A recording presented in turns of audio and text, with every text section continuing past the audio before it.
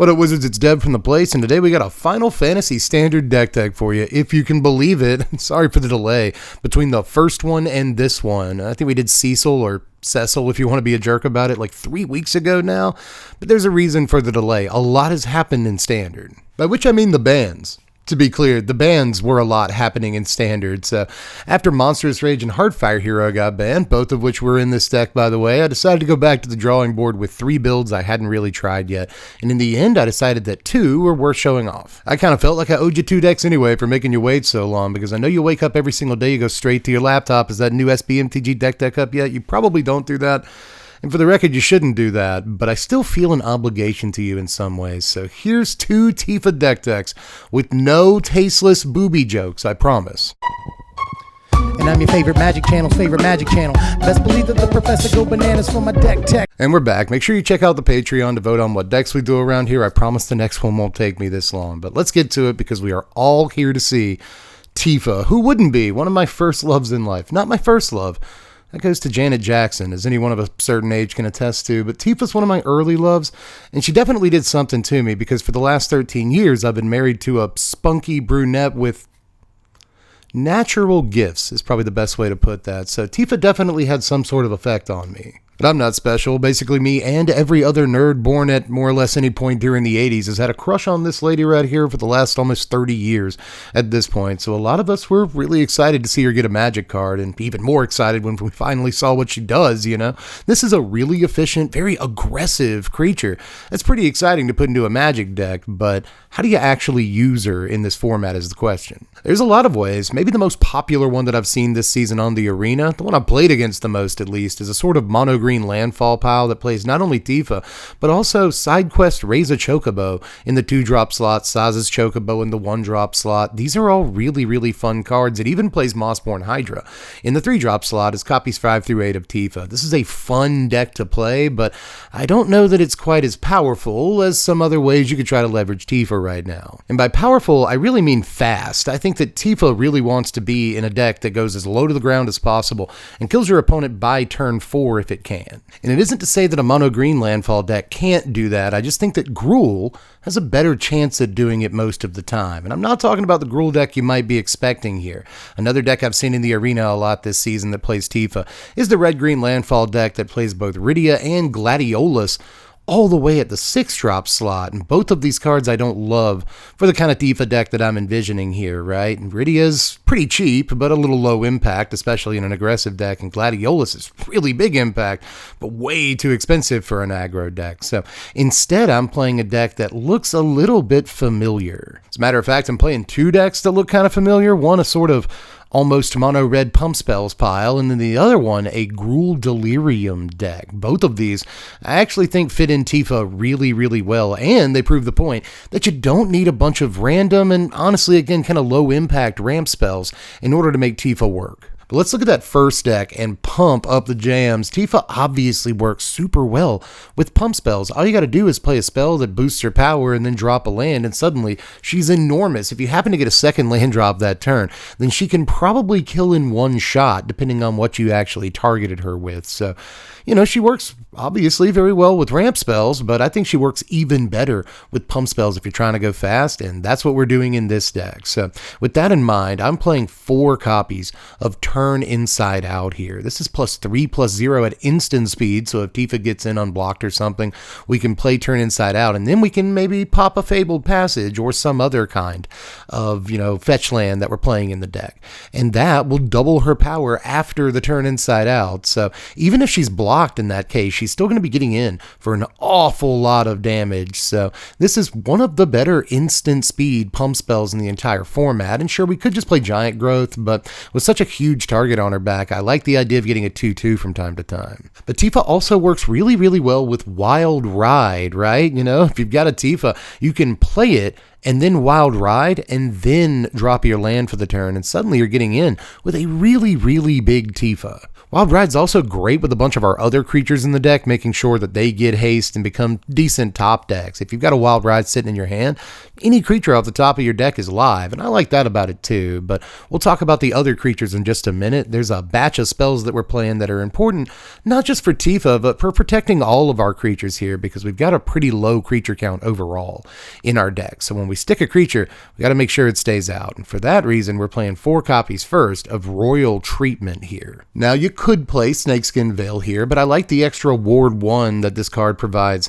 for ostensibly the rest of the game. That can be really good for throwing them off curves. So, big fan of Royal Treatment, but we're also playing 4 copies of Overprotect, which is a little overpriced, honestly, at 2 old mana, when we could be playing Tyvar Stand or Snakeskin Veil or another 1 mana protection spell. But that said, Overprotect gives +3/+3 and trample, and not every creature in the deck, almost basically every creature that isn't named Tifa Lockhart, doesn't have trample. So this can make sure that we get in for huge damage on some turns. Some turns it can increase Tifa's power, and then other turns it can protect our most important creatures. One of the better spells in the entire deck in a lot of ways. Let's play all 4. We need these things, man. Tifa has a massive target on her back the moment she enters play, but so do all of our other creatures, because they're all really good too. We're playing 4 copies of Slick Shot Show Off because it's that kind of party. Now the bird is especially nasty with all the pump spells and the protection spells in the deck. If they go to target this dude, then suddenly if we Royal Treatment or Overprotect it,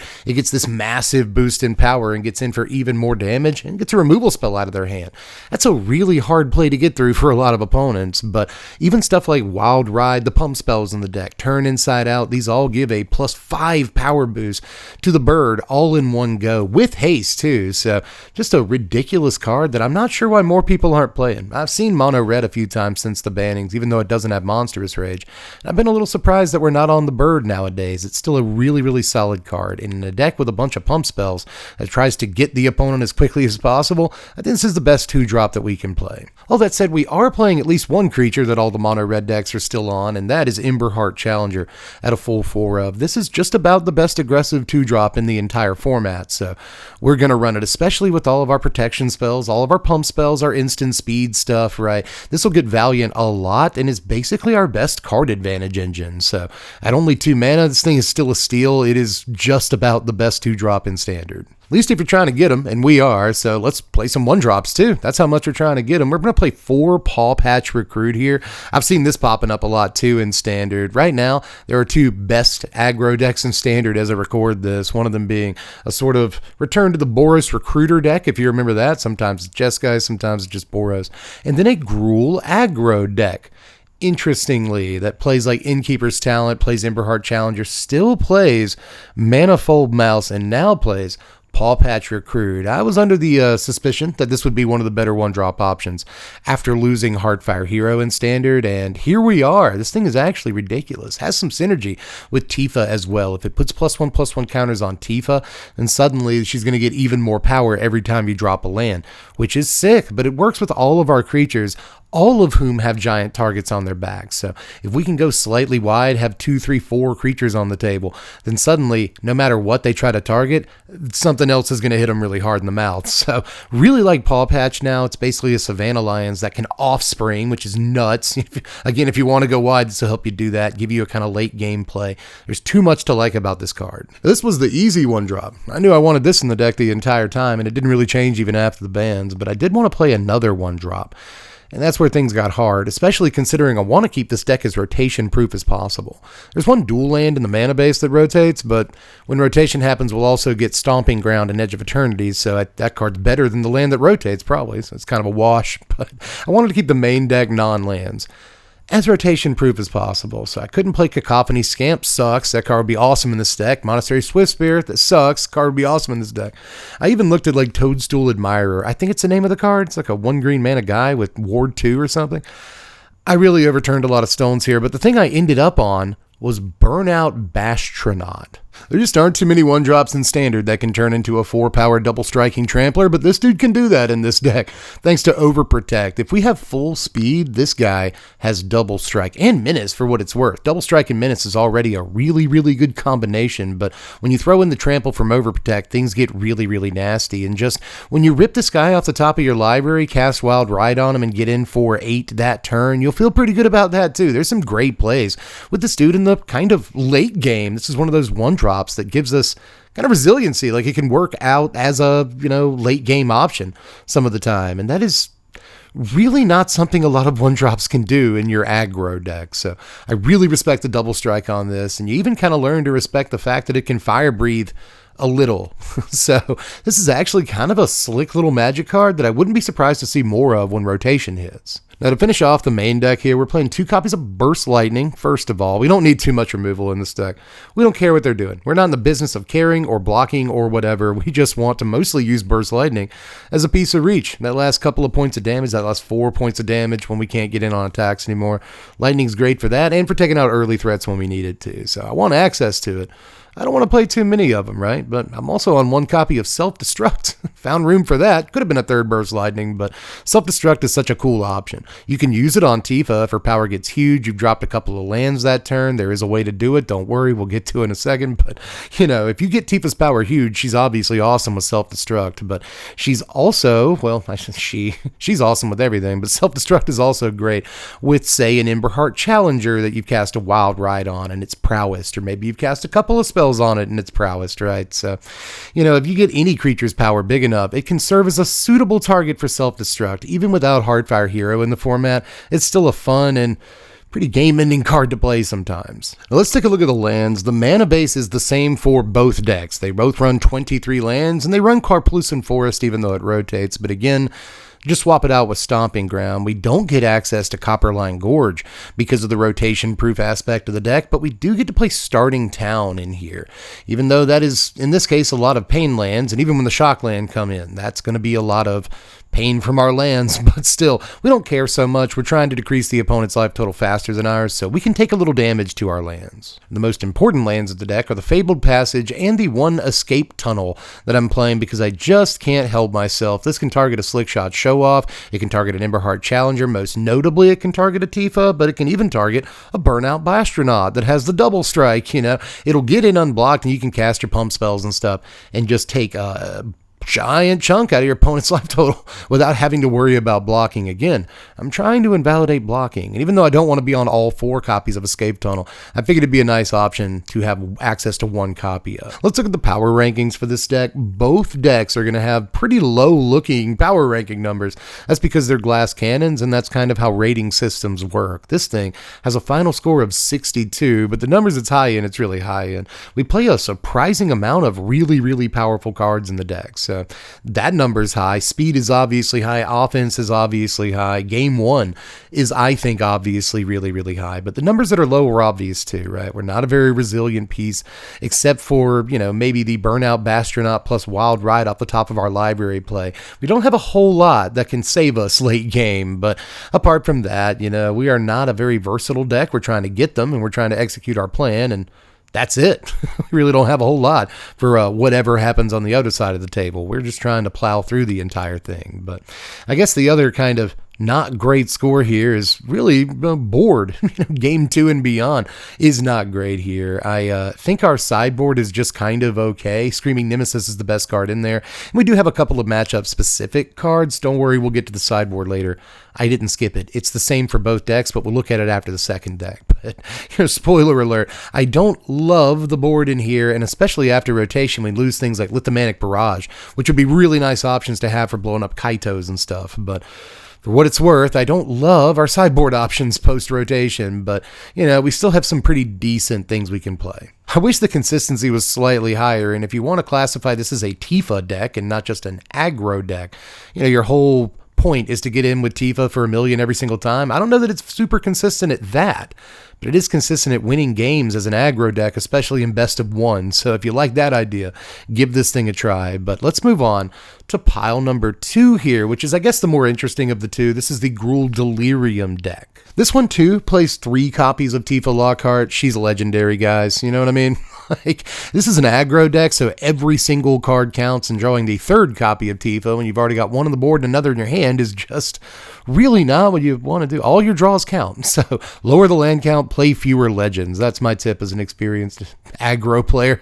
I like to turn creatures sideways, but I think that 3 is more than enough for both of these decks. And when it comes to this deck especially, we've got to jam some card slots into making sure that we can hit Delirium some of the time. So with that in mind, let's play maybe the best reason, second best reason for making Tifa a Delirium deck, and that is fear of missing out, man. This card's kind of popping up everywhere in Standard right now. It may not be in the decks that finish at the top tables every time. You know, decks like Blue-White Control, Mono-White, especially Dimir or Vivi's Soul Cauldron, right? There's a bunch of really, really good decks that I think are in like A tier at the moment, but a lot of the B tier decks from, you know, Yuna to Oculus and beyond, you know, we just looked at an Alesha deck that plays 4 copies of this card on channel yesterday. There's a lot of things that are into fear of missing out, and it's kind of easy to see why, but when you're attacking with at least an 8 power Tifa on a turn, then you'll probably want to play fear of missing out. You know, why not attack with that same Tifa twice? But the actual best reason to play Delirium in your Tifa deck is Violent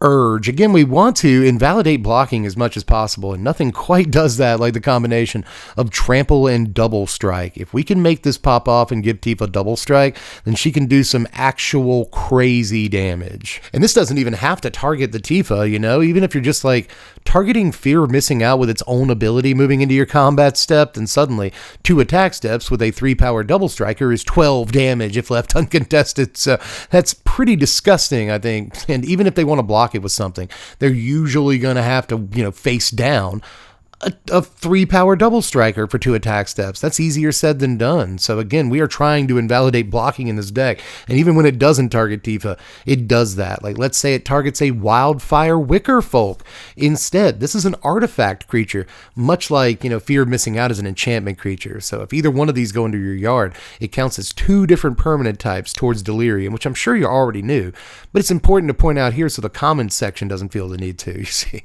we have to have a pretty decent spread of different card types in this deck. We've got ways of getting instants and sorceries in our yard, obviously, but our creature base needs to be somewhat diverse so that we can also get some, you know, creatures in the yard that aren't just creatures. And Wickerfolk is really good with that. Again, if we target this with Violent Urge, then suddenly it is a haste double strike, you know, 4 power guy. That is really tough for a lot of people to deal with. I just like the fact this is an aggressively costed, somewhat high power for the rate you're paying. You know, a hasty dude. Off the top of your library, that's fine. So I've liked Wicker Folk for a while here, and I've been excited to play it again in a sort of Delirium build. I just didn't think it was going to be the Tifa build.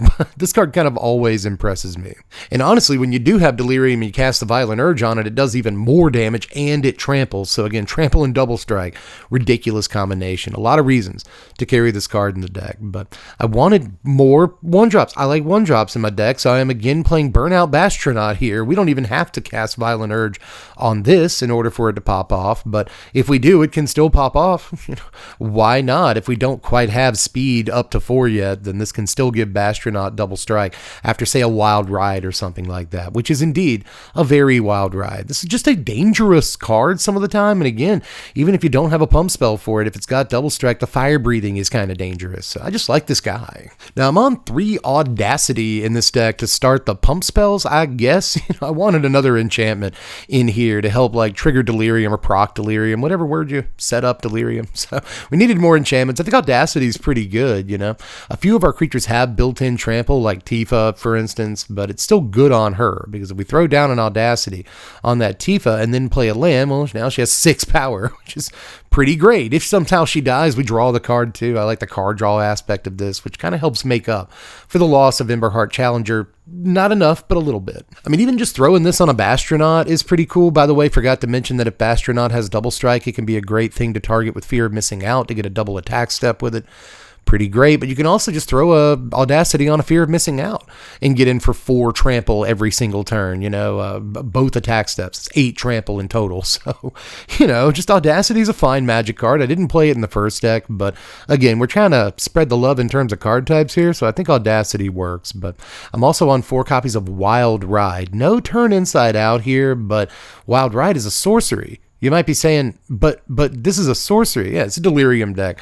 Again, we want as many card types as possible, and I felt like that was a reason to play this card over instant speed pump spells. I mean, if we're forced to play sorceries, we might as well play the best one this deck could possibly play. Wild Ride's great, but don't worry. If we target a dude with Wild Ride at sorcery speed and our opponent goes to go for the Throated or something for the next 3 weeks, glad when that card rotates, we can still protect it. We've got the full 4 of Overprotect and the full 4 of Royal Treatment in this deck as well. Our dudes might not be like as fragile or important, and sometimes we want them to die. A Wildfire Wicker Folk or a Fear of Missing Out, those are important card types in our yard, so we might want them to die. But that said, when you want a creature to stay on the table, these are really, really good, and most of our creatures we kind of do want to stay on the table. And to finish this main deck off, we're playing 3 Burst Lightning in this deck and no Self-Destruct, which I guess is the real story here. Look, we're not playing Slick Shot Show Off, we're not playing Emberheart Challenger, we're not playing Turn Inside Out, so I just don't think that it's as good in this deck. I want to fling things as much as the next guy, but we should play fling in a deck that it goes in, and I'm just not sure that this is particularly the one. We're still playing Wild Ride and Tifa and stuff, but for the most part, I just don't quite think Self-Destruct is there here. Now again, the mana base is identical between both decks, but I especially want to point out the fetch lands in this one, right? Not only is Escape Tunnel great with Fear of Missing Out, that's a fun little combo there, but obviously you want to play fetch lands in Delirium. Well, good news is you also want to play fetch lands in Tifa, so perfect combination. Squash them together, make them kiss, and the baby's going to be pretty, and it is in this case, so wanted to point that out especially, but we haven't looked at the sideboard for either of these decks yet, and that too, just like the mana base, is identical between them, so let's look at the board here. Now we play 1 copy of Burst Lightning in both boards. That'll give one of these decks a full playset, Delirium, and the other deck a 3rd copy for when we need them.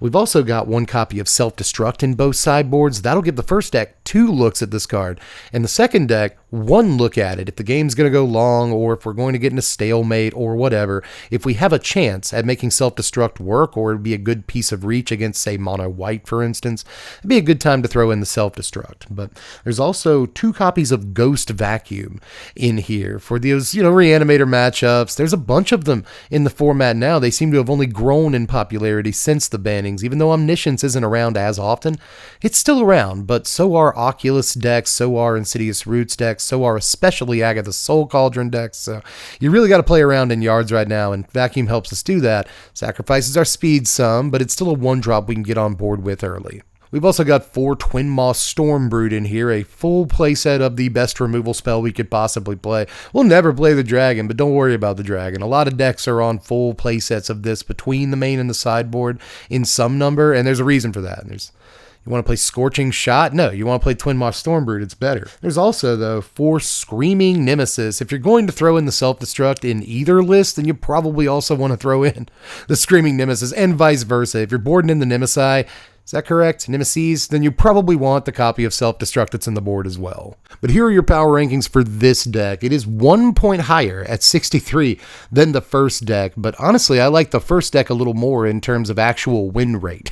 But anyway, this deck might sacrifice some in power. That's what losing Emberheart Challenger will do. A little bit in speed and also a little bit in offense. That's what having to set up Delirium will do for you some of the time. But it also makes up points in things like versatility because it has more to do, resiliency because it has, more threats, and it has more Burst Lightning. That is at least half a point in Burst Lightnings there. But, it also kind of has the same numbers in some categories.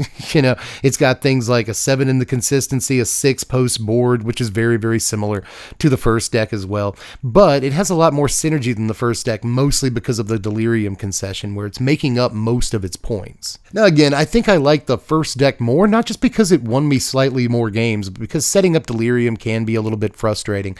In your aggro deck, I'm trying to go as fast as possible, and having to also get Delirium while counting and making sure that I get the exact right attacks and blocks and all that, and spending mana as efficiently as possible is like juggling chainsaws. So it's really kind of difficult sometimes to make sure you get that Delirium, but the secret of the Delirium deck is that you're not actually trying to go fast. You're trying to set up Delirium and then put them in a situation where they cannot win the game because you have Overprotect in your hand and a Tifa coming in for 1,000,000 damage, plus Violent Urge. And it turns out that even if it's turn 4 or 5, relatively slow for some aggro decks, decks, even in Standard, as long as you have that kind of setup in your hand, your opponent can't block it, they can't remove your guy, so you just win the game. And I think the Delirium deck is slightly better at doing that, but the first deck is better at invalidating blocking throughout the entirety of the game, so choose whichever one sounds better to you. But that's Itski Lewitsky for this one. I am trying to get one more deck tech in before Edge of Eternity spoilers start, a Commander deck tech. The patrons already know what it is, but you do not. So if you want to see that content, make sure you're subscribed for it. It should be out in the next day or two, again, before we hit EOE spoilers. But that's all for this one. Let me know how you felt about the whole thing and how you've built your Tifa deck. I expect to get a lot of mono green Tifa offers down there in the comments section. But in any case, let me know how you built your Tifa deck. She's obviously a powerful card, and if you've been slamming in wins with her, I want to know about it. Aside from that, just do all the YouTube stuff on your way out. Make sure you hit the button shaped like a thumb. I think they call it the Like button. You can also subscribe if you'd like to do that. I never learned how to read, and if you want to, you can check out the Patreon as well. I have a Patreon, and a lot of Patreons are already joined. Thank you all for being part of the Patreons. But anyway, if you're not part of the Patreons, you could always consider becoming one for just $1 a month. And again, you can vote on what content we do around here. We'd love to have you as a new member of the squad. But anyway, guys, just hope you liked it. If you're still here, I appreciate the watch time. I'm Deb from The Place. Thanks for watching, Wizards. Spread love and be kind.